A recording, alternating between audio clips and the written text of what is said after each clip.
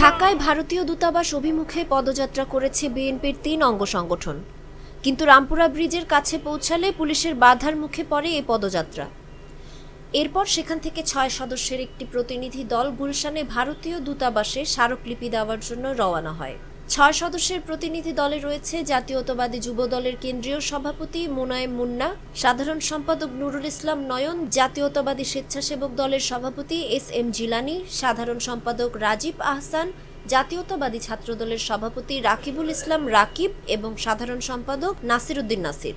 এই গত কয়েকদিন আগে যে আমাদের সহকারী হাইকমিশন আগরতলা, সেখানে যে ন্যাক্কারজনক হামলা, আমাদের পতাকার অবমাননা এবং ভারতের মিডিয়াতে যা ইচ্ছাভাবে আমাদের অপপ্রচার চালাচ্ছে, মিথ্যাচার করছে, আমরা এই মিথ্যাচারের বিরুদ্ধে আমরা প্রতিবাদ জানাতে এখানে। এর আগে বেলা 11:30টায় নয়াপল্টনে বিএনপির কেন্দ্রীয় কার্যালয়ের সামনে থেকে এই পদযাত্রা শুরু হয়।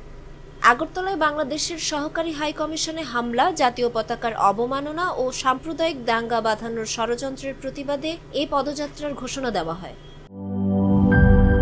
মাঠের অলরাউন্ডার আমি, আর ঘরের all rounder Tylox. Tylox toilet cleaner, clean মানেই টাইলক্স।